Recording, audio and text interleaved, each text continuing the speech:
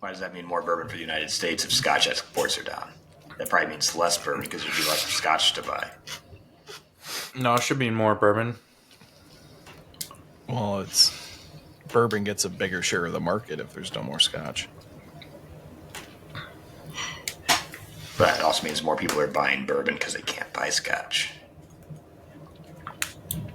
That would be correct. Yeah. That's how that works. Yeah.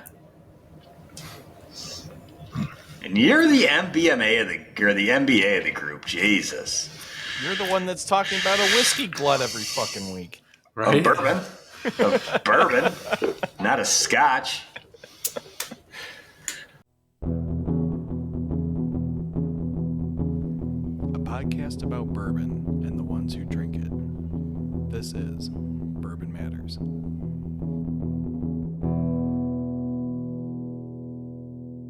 Welcome to Bourbon Matters. I'm Jake. I'm Dan. And I'm Gold Eagle Jake. And according to the Surgeon General, we're all going to die. Yeah, but they say that about everything, too. In case anyone is not paying attention, I think it was yesterday, which was January 7th, the Surgeon General issued a warning about alcohol and cancer risk. More or less highlighting that alcohol consumption can lead to cancer. And I think the key words there are can or may lead to cancer. The cursory review of the warning looks like it's a lot of very small percentage chances, but I haven't had time to do a real deep dive. We've gone through this many times before. First of all, if you live in California and you're listening, everything there causes cancer. Yeah. So Californians are already used to that.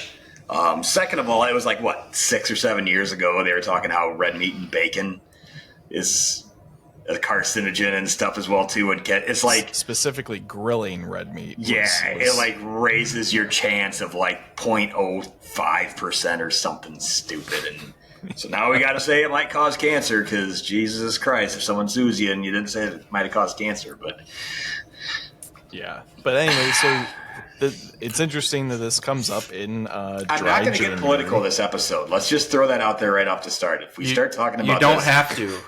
I'm not going to get political about it. You don't have to. I want to.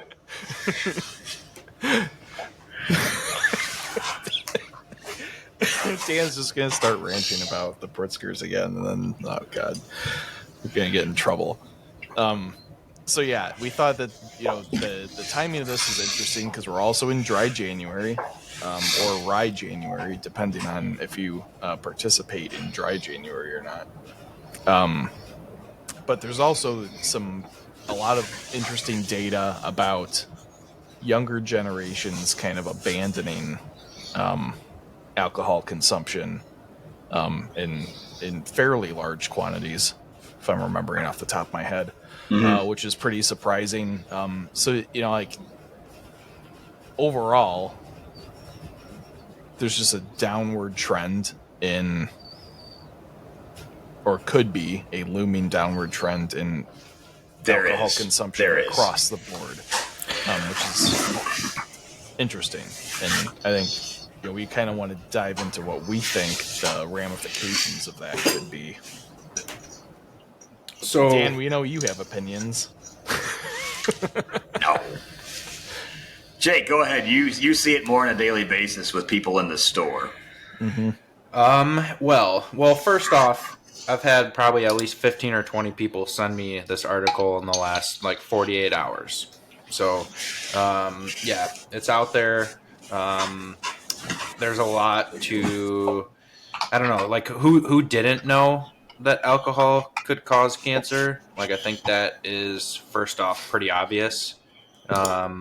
It's not healthy, but it's fun, and it makes life fun. It makes life fun. It makes life a lot better. And I think this is nobody. I don't really think anybody. I mean, sure, there's going to be a few people, but nobody listening to this, nobody who drinks, on a regular basis is going to stop drinking because of this. We're alcoholics. We don't quit. But I do think it's going to impact future generations. And as you mentioned, we've already seen the younger generations not go to alcohol as much. But that's also because marijuana is becoming legal in many states. And a lot of these younger generation people are going towards marijuana. And we're not going to get into an argument on what's better, what's healthier, because that doesn't really matter. But you're always going to look for something to kind of take the edge off, or I don't know, like spice things up a little bit. Whether it's weed, alcohol, if you're into harder drugs than that, I don't know. But I think people are always going to look for that next thing, look for something, and I think to sum it all up, like I don't think we're gonna stop drinking, but I do think younger generations and decades from now, like we will see a significant drop probably in alcohol consumption as more of this data may or may not come out. Yeah. So on when looking by demographics, I did a research project that I still have access to. I do a lot of research projects. I'm a data and analytics guy, man. That's all I do. AKA a nerd. Yeah, AKA a nerd. You know what? But at least I don't have to rely on Wikipedia for fake articles for my research like you do. So one of the things it talked about is on average, Gen Z will drink 20% less than millennials, who also drink less than the previous generation. So each generation has been drinking less, but the Gen Z drop of 20% over millennials is the biggest drop we've seen from one generation compared to the previous generation. And one of the main factors in why Gen Z is drinking less is due to the rise of conscious consumption, and 86% of Gen Zers believe their mental health and physical health are very important and that alcohol can affect that. This was a 2023 study, so it's at 53% of Gen Z plan to drink less in 2024. I'm not sure what the final results of that were. They haven't come out yet, but I'm sure it's going to be even more for the future going forward. But that's kind of the main talks about it. Brand values, that doesn't really matter. But that's the biggest thing, is that it's over 20% from the millennial generation, from the Gen Z generation, decrease in alcohol consumption, which is tough because when you're in the alcohol industry or formerly in the alcohol industry, you have your different age demographics, and you can't replace the older people that die with younger people that don't drink, because now you have someone that's dead and someone that doesn't drink, and neither of them are buying your product or buying products at your store, and it affects sales. So to sum this episode up, if you're young, drink alcohol like a man, is what I think we're saying. Right? Yes? Gold Eagle, Urban Matters, of thanks. Course. We're not going to tell you guys to not drink alcohol, but I do think, and this is coming from somebody who's, we're all, Jake, you got alcohol all over your house. Dan worked at a distillery. I got a liquor store. So we're all around it all the time, and I don't think there's ever going to become a day where we'll stop. But I think things like this are good to just keep in the back of your mind, to just drink with intention, and don't overdo it. There's no need to overdo it. Keep a good steady pace, I guess. When you're I think we're missing the key objective in this, is that if you do drink and drive, then you don't have to worry about dying from alcohol cancer. You would say something like that. Is that the positive? Is that a message you want to start promoting on the podcast, or no? I was trying to find a positive spin, and that's about all I could find. We are not telling you to drink and drive. Legal claimer. I think the positive takeaway is that once there's influx of whiskey available, there's going to be less people that want to drink it, so people like us will have access to it. I think that's the silver lining here. Yeah, and going back to Dan, what you brought up with the older generations, and they were also drinking a lot differently than we are today. Older generations were very brand loyal. They would, I see it at the store. They come in, they buy their case of Early Times, or they buy their case of Tanqueray, and that's all they drink. They don't want to try a different whiskey. They don't want to try a different gin. They stick to their one thing, and we are a bit more curious, and I think I don't know how a good way to put this, but we treat it more of like an art than just getting drunk. Obviously, all the different flavors that come from all these different bottles in the background there. So yeah, it's it's the whole industry in the last 10 years has changed significantly. And I don't think there's an exact tell on where it's going to go in the next 5 to 10 years. Yeah, I mean, to like build off of that a little bit, I think a lot of people are treating it more as a hobby now than a way to like unwind or get lit after work every day or whatever. No, I agree. So like, yeah, there's definitely a big shift, I think, in at least how the like whiskey enthusiast, approaches alcohol consumption versus others. Which our audience is the whiskey enthusiast, I would hope. Yeah, we are sophisticated drinkers. We're not drunks. Speak for yourself. I have never been called the word sophisticated, but I've been called a drunk a lot. You did fill an entire Glencairn up and drink it on the show. Like a champion too, boys. That was a power hour if I've ever seen one. Yeah, it's going to be tougher and tougher for the whiskey market and all the alcohol markets going forward. Really, the only market that's been increasing has been the ready-to-drink market, and that's been growing by quite a bit. But even across all demographics, people are saying that they're drinking more moderately. What we have seen in the millennial and the Gen Xers, they do tend to drink more of the premium drinks versus like what Jake was talking about, the Early Times, the Canadian clubs, and things like that the older generation drank. And when it comes to whiskey, the older generation drinks more wine and beer than the Gen X, than the millennial generation, which is more of the spirit side of things. But the premiumization we've talked about before is where we're still seeing growth in a lot of the markets. And that growth is starting to slow down as well too. So I think we're starting to see the switch happen of people are going to be drinking less but better quality.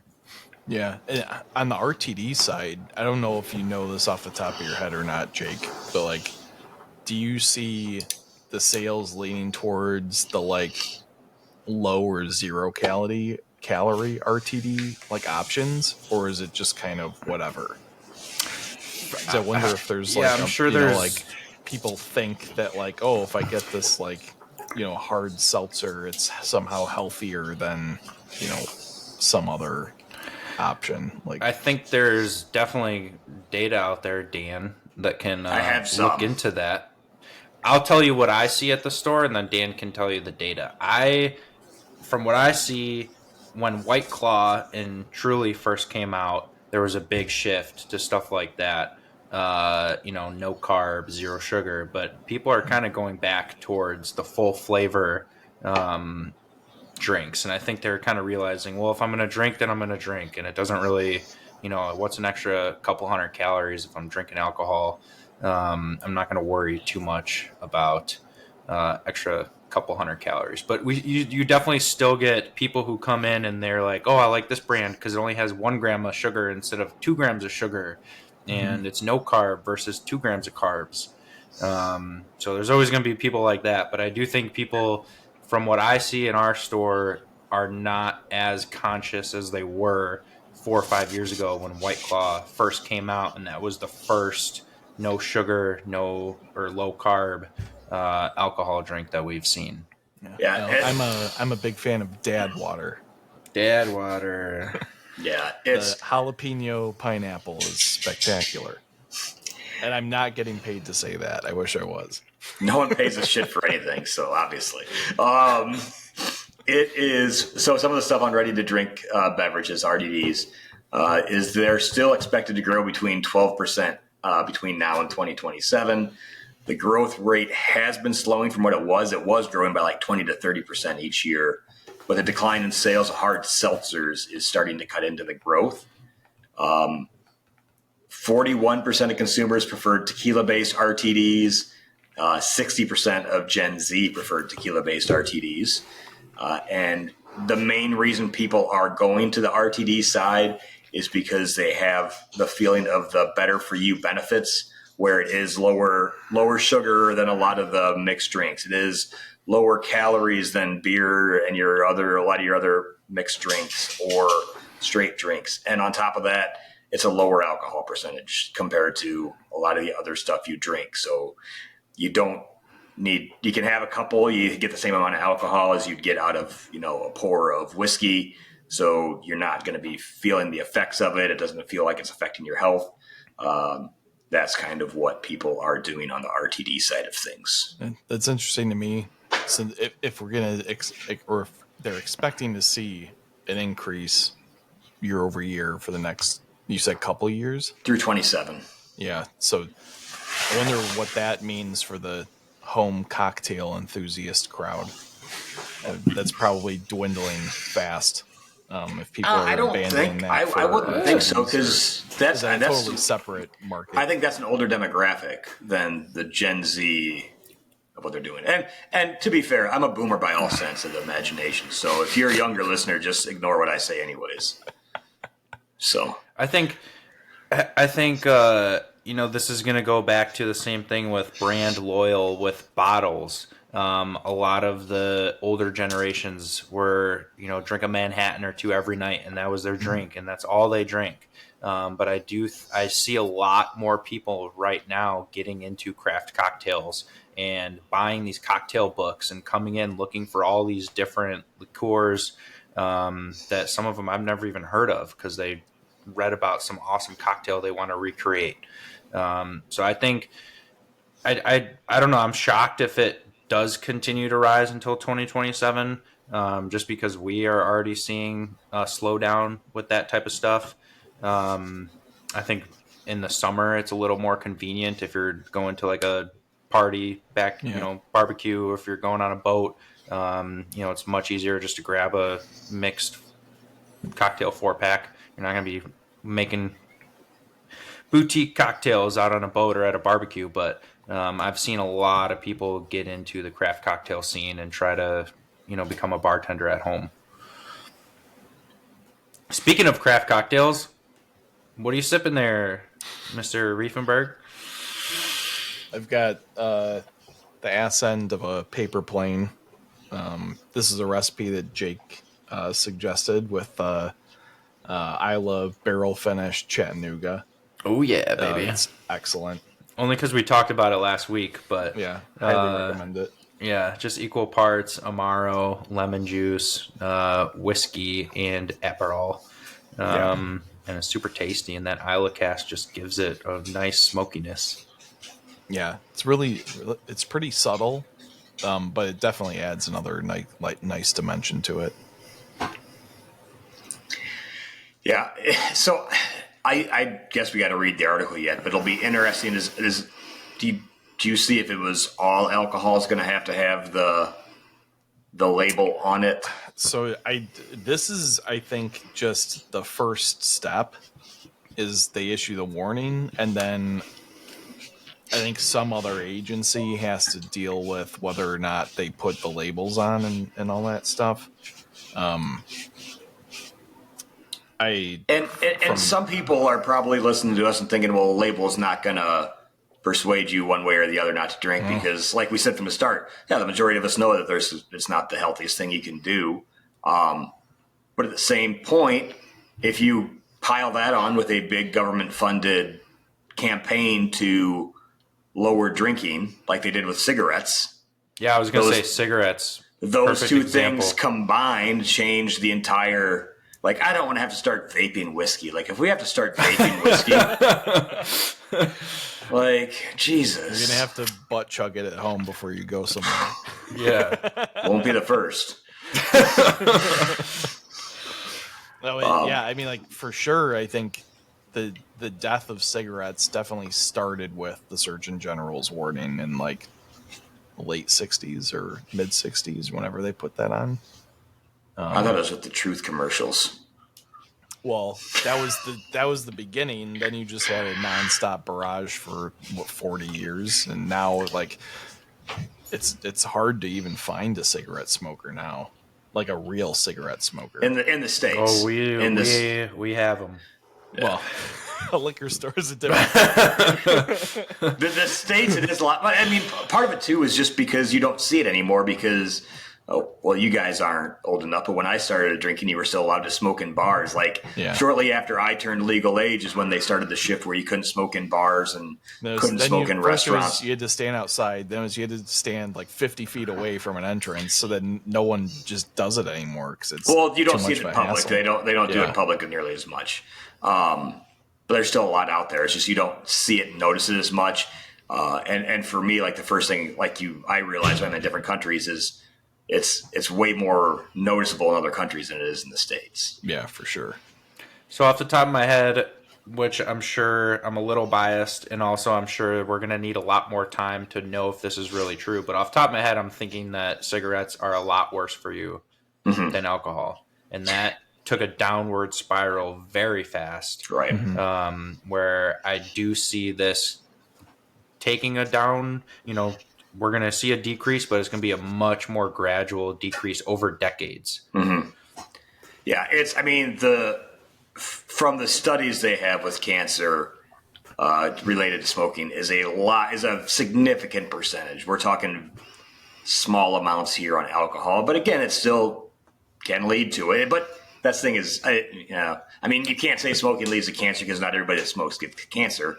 But I think I know the percentages are a lot higher on the smoking side versus alcohol. But alcohol also has a lot of other reasons that can cause you health issues too, not just cancer. Well, and it's a moderation thing, Yeah. just like anything else. Like, I think the kind of person that's more inclined to get cancer from cigarettes is the person that's chain smoking, a pack or more a day. Not because you hear about all these stories of all these 100%. people, but It's definitely not 100%, but I think the people that feel the negative effects from alcohol the most are the ones that are drinking multiple drinks per day. I think that's, pretty straightforward logic. shit, I'm going to have cancer then. You do not drink multiple times a day. I used to. It's part of my job. Well, Yeah, no, I'm all for the moderation thing. I think,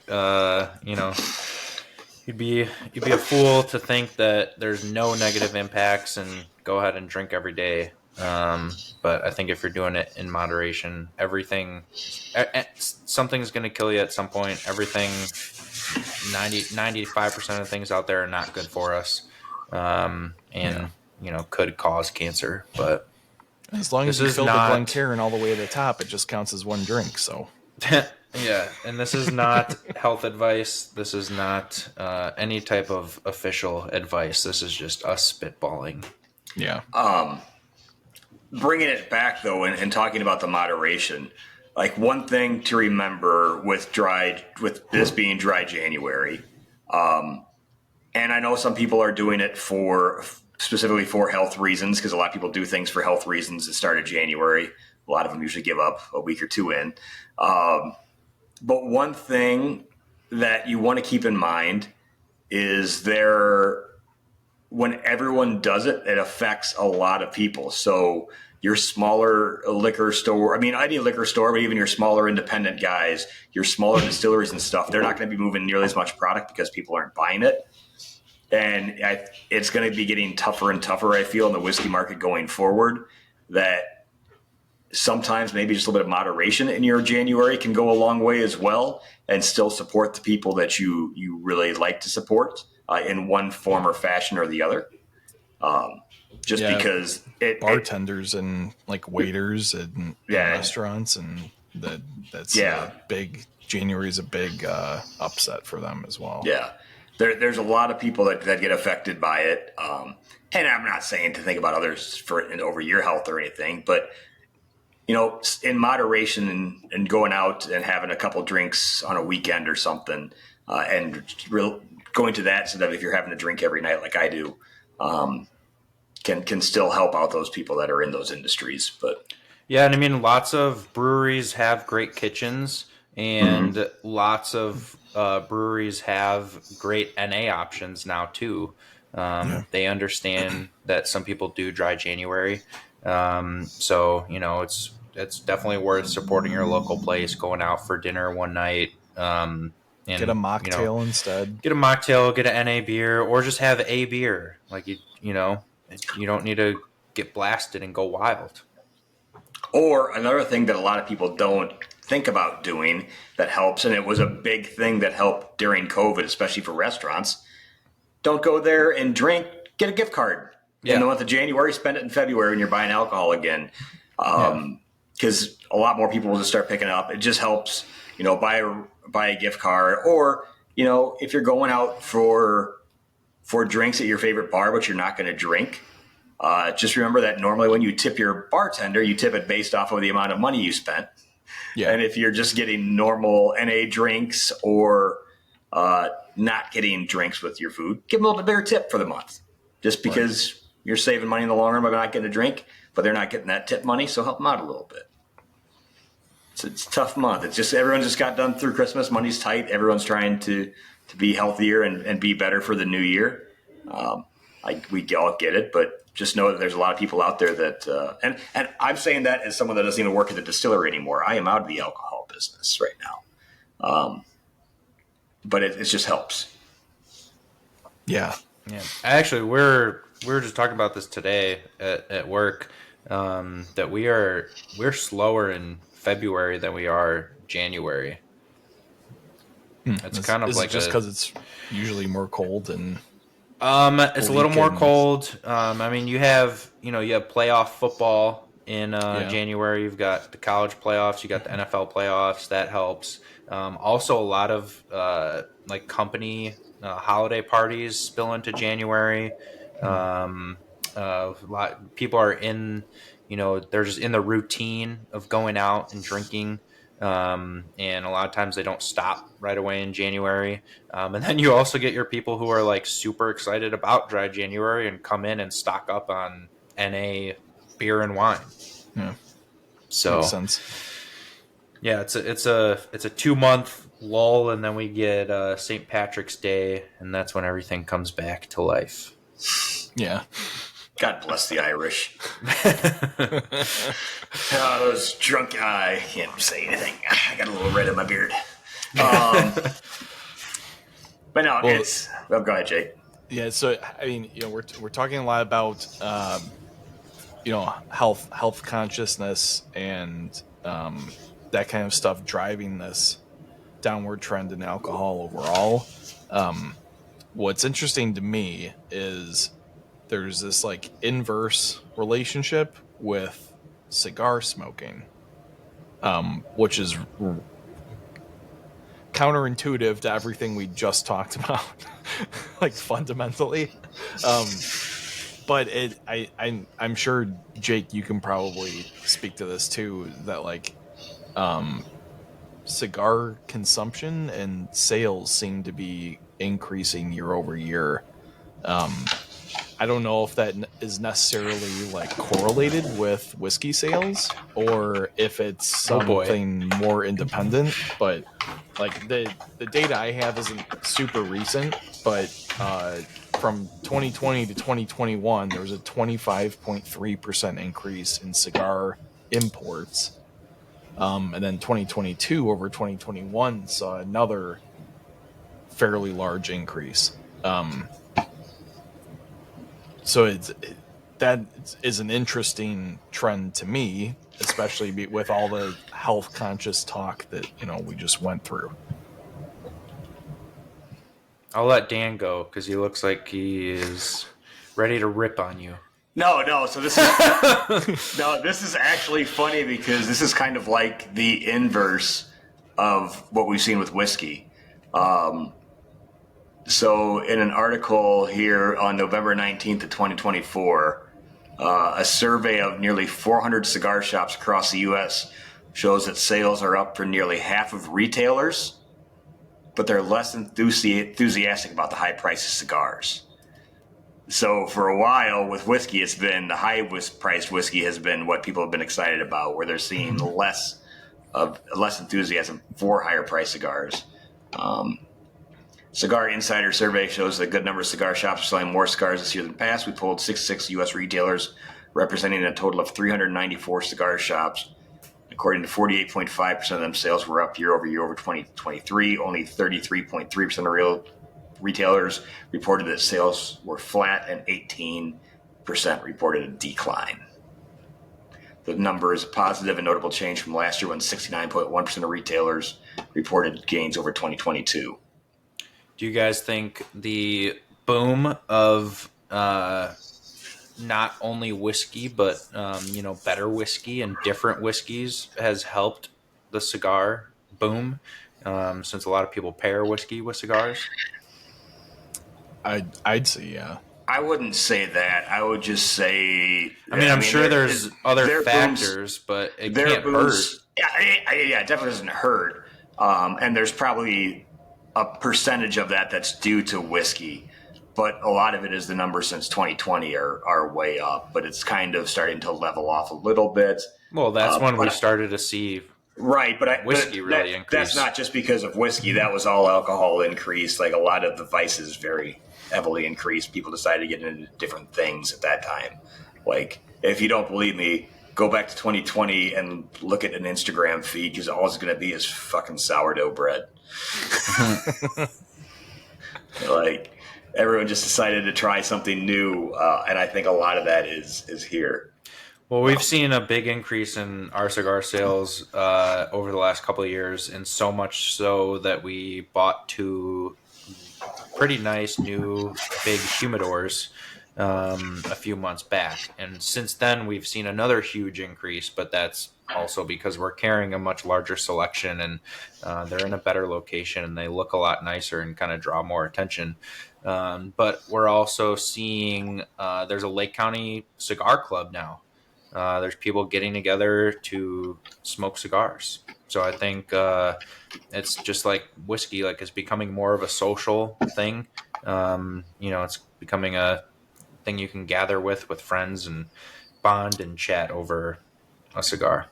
Yeah. Yeah, I just thought that was an interesting counterpoint, or not necessarily counterpoint, but an inverse trend to alcohol consumption. Just interesting, especially because it seems like a lot of the rationale behind the decline in alcohol consumption is health centric, but then people are opting to smoke cigars. Well, yeah, or weed. Right. It's when they decrease on something, they increase on something else. That is what I said at the beginning of the podcast. You're always going to be looking for something to kind of take the edge off, which it's okay.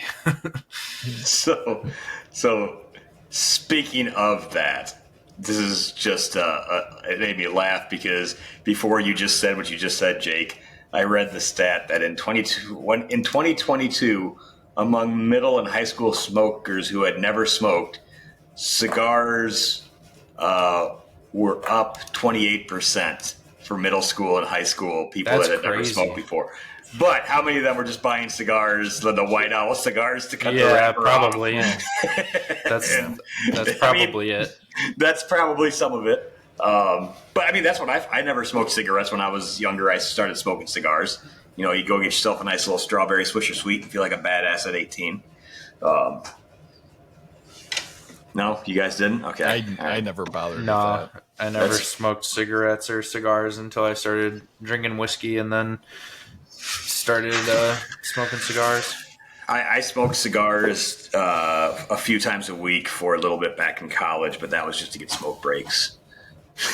It's a true story. I got the little Al Capone cigarellos because everyone else got a smoke break and I didn't get the smoke break, so I started smoking just for the break. Classic Dan. It's classic Petty Dan is what it is. I got in trouble for eating the Snickers, and he's like, well, I have to give people smoke breaks, so I started smoking. Next day he came out, I was outside smoking, and the boss goes, what are you doing? I go, I'm taking a smoke break. He said, I don't. And I said, I do now.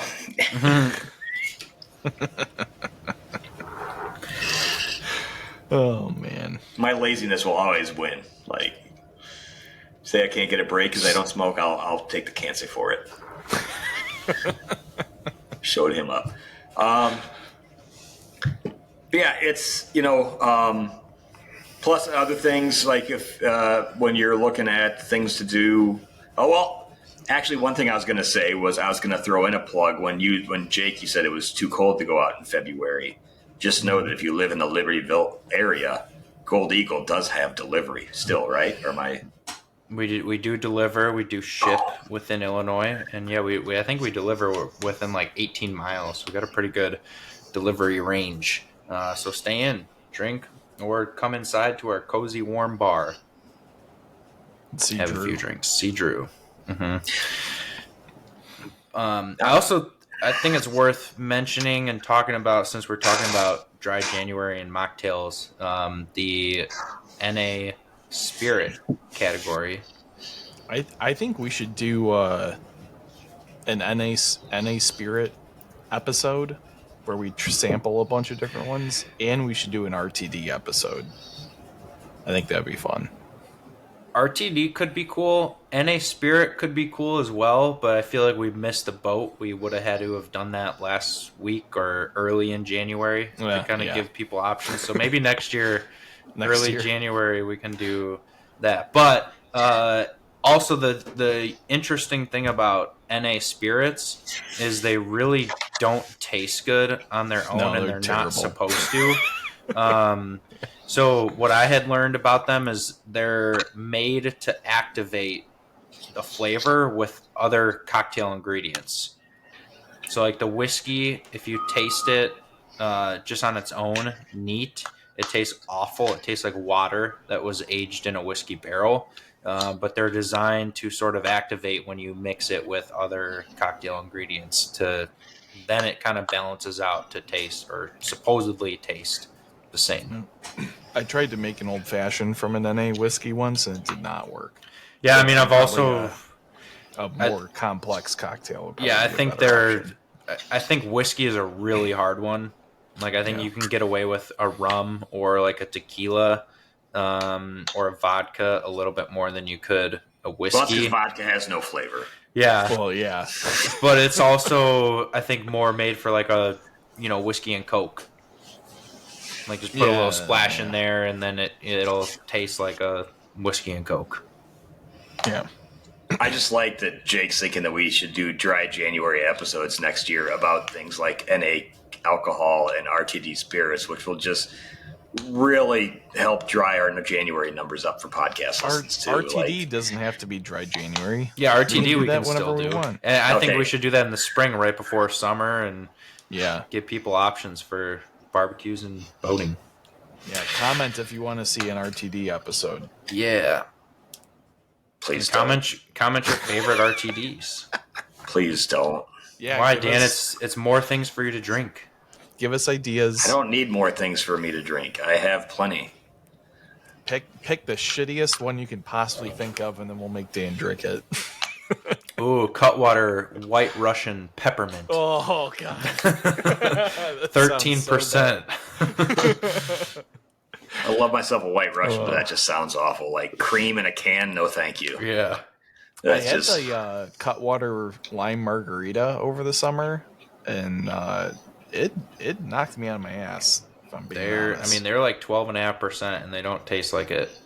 No, they don't. To be fair, years ago, your wife would have had experience with seeing me at the pool at the apartment complex, getting hammered on pre-mixed margarita, Jose Cuervo margarita, the shit they used to sell. Yeah. I'd drink a quarter, or a half gallon of those at the pool in an afternoon. And Jesus, did that get messy. Straight out of the handle. Oh, yeah. Just the whole plastic bottle. Like, it wasn't good. They didn't taste good, but I'm like, I'm at a pool. I'm here to get messed up. Like, let's just That's do not this. even real tequila. No. But I tell you what, gets you Did the there. job. It gets you there. If you got a goal you're shooting for, it'll get you there quick. Might not taste good, but yeah. Anywho, one thing, if you aren't doing dry January that Good you for can you. participate in, Jake, what's something that we're going to be doing at Gold Eagle that's not dry that people can participate in? Well, first off, we're doing a rye January blind on the 21st. But I think what you were asking is we are bringing back the blend off. This was, I think, a huge hit last year. It was a lot of fun for us. Well, huge hit unless you're Jake. Yeah. This is That this was is the that year. was pretty Let me tell embarrassing. ya, I'm I coming think that's back what you said last with a year too. vengeance. But everyone who attended had a great time. You're gonna get to try a few things that are hopefully good. That you will You'll never. get to try some normal things. Yes, in the tasting. we'll be pouring Yeah. some normal things, but then you'll also be tasting our 3 blends blind and get to vote on which one you like the best, second best. Or if you just want to put all your votes towards mine, that'd be great because it's going to be the best anyway. But yeah, it's a lot of fun. We get to create our own blends. You get to taste something unique and just kind of a casual, fun Saturday night in January when nothing else is really going on. Jake, how do we? What are the rules for this, Jake? What can we do for our blends, and how does this work? I wasn't prepared. Hold on. I think I know them. So the bottles have to be less than $80. Yes. They It's have got to to be bourbon. It's got to be bourbon. They have to use a minimum of 4 unique labels, and you have to state the final proof. And I think you could only use one finish, which I don't know why Yes. you put that in there. one Maximum finish. of only one finished whiskey. Yeah. And if you didn't join us last year or started listening to the podcast, this was Jake R's idea last year, and he spent a ton of time crafting different blends and trying out different blends, and then got his ass kicked promptly. I made 2 different blends and I submitted the wrong one to the competition. Yeah, 'cause you went that's not- really why I Yeah, it lost. wasn't an accident that you submitted the wrong one. You Yeah, chose you didn't that like- one to submit. You didn't accidentally pour the wrong one for everyone. No, let me tell you where I went wrong. I followed. You my went with heart. what you liked. I followed my heart instead of being a commercial sellout. So this year I'm gonna be a commercial sellout. So Jake spent all this time. I just crafted 2 different blends and thought both of them were good. I'm like, I wonder what they taste like together, and that's what I did for mine. Jake, what was your strategy last year? I didn't really have one. Same as me. Okay. It was like the day before. I was like, shit, I really need to get my blend, and I just grabbed all the bottles that I had at my house, which honestly was only 10 bottles, and made 2 different blends. I made like a weeded one, and then I made a rye bourbon blend. And honestly, I didn't have too much strategy. I was like, let's just put 25% of this, 25% of this, and then 10% of a few other things. And one of them just happened to taste really good to me. So I duplicated it on a bigger scale and entered it, and it won. Mine finished second. I had no plan. I'm going to use the same strategy this year that I did last year, which is the whiskeys I select, I do by looking at my shelf and finding the bottles that I want to get rid of, and then I blend them together. That was that's part what of it it for was. me, too. If you recall, I see, threw in that that's- Trader Joe's I only bourbon. used good whiskey in my Yeah. blends. Yeah, but we know, and most bourbon people know, that there's an art to blending, and sometimes you can take shitty whiskey, and it is the missing component to a blend. That's Yeah. true. So that was my thought process is, hey, like this doesn't taste good on its own, but it might be the missing piece to round out this whole blend. My strategy this year is going to be the exact same. It's going to be the exact same setup where I'm not going to try. I am just going to put a couple different things together in glasses, try them and see which one's better, and then blend those two glasses together, see if it tastes any better. And if not, I will have one of the three that I will use. And that's all I care about. That'll be the maximum. But I know I'll get rid of at least 2 bottles of that this year off my shelf. So That's awesome, Dan. You're really selling tickets with that logic. hey, you know what? They were good whiskeys. And the funny thing was, people, when we were counting votes, were like, oh, I know this was yours. Oh, I know this was yours. And it's like, okay, well, that's weird that you know that that's mine when I wasn't trying to blend for a specific flavor profile. I was just trying to get rid of whiskey. And the one that they thought was mine because they didn't like it ended up being yours. That finger point won't correlate to the video, but that's okay. No, all right. It did on my screen. We'll see. But yeah, it's a lot of fun. Grab your tickets. Go to our events section on our website, goldeaglewine.com, or in our app, and make sure you sign up because it is definitely a lot of fun. Yeah. Also, new initiative that we're starting this month is our charity bottle at the Gold Eagle Bar. This month, so every month, I'm going to donate a bottle to the Gold Eagle Bar. Jake will release the details on it and the pricing. And it's going to hit on Wednesdays, right?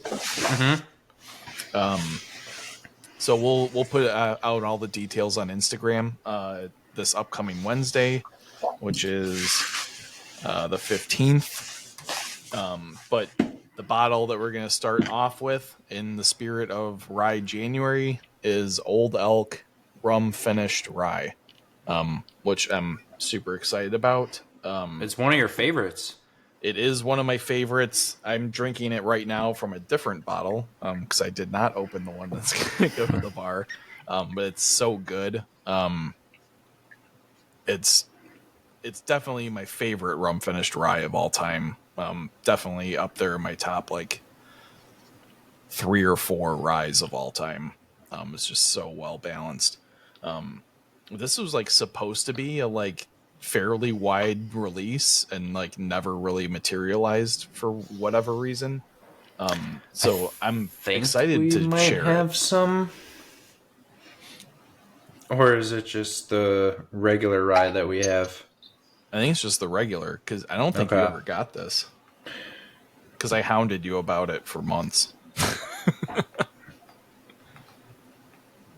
I'm looking. I'm on the Gold Eagle app. But yeah, I'm excited to share it. It's excellent. No, yeah, we don't. But we'll release what charity it's going to go to on Wednesday. With all the rest of the details. Dan, stop looking at TikTok. I think it's going to be really fun and great idea. Come in, drink whiskey, and your money will 100% go towards a good cause. Did we pick a cause yet? Are we going to kind of? I know you were sent out next week. Yeah, we'll announce it on Wednesday because we're still trying to vet some. Yeah, we're trying to make sure it's going to a really good cause, and I think we can kind of do some different ones month to month too. So if you have a suggestion, then drop that in the comments. Yeah, that would be awesome. All right. So, Jake, again, I know you're on the app just now. Where can people go to taste these and help us raise some money for charity and buy tickets for our blend off and all the other fun things? You can buy tickets and sign up at goldeaglewine.com or in our app in our events section. Find us in Libertyville at 255 Peterson Road. That is where the store and bar is, and that's where the charity bottle will be next Wednesday. And yeah, follow us on social media: Instagram at Gold Eagle Wine, Facebook at Gold Eagle Spirits. Yeah, thank you for listening. Jake, what's our information? We are Bourbon Matters. You can find us on Spotify and YouTube if you want to watch the video. You can listen to us on Spotify. Stop watching TikTok. No, My I'm God. trying to get to something here on my phone that's being up. Jesus. You can listen to us or Dan's TikTok videos on Spotify, Apple Podcasts, Google Podcasts, or any other podcast platform. I don't have TikTok. Just throw that out there. You can find us on Instagram at Bourbon Matters. Be sure to check out Movie Matters as well. We've got my friend Kevin and I have a lot of awesome movies lined up this week, which would be tomorrow when this podcast airs. So the 13th of January, we're watching The Beast, which is a war movie about the Russian invasion of Afghanistan in the early 80s, which I knew nothing about going into it, but like could easily be the contender for my favorite movie that we watched in 2025. It was fucking awesome. So yeah, check that out too. It's a lot of fun. Sounds good. All right, guys. I'm not cheersing to dry January, but I will say cheers. That's fair. Cheers.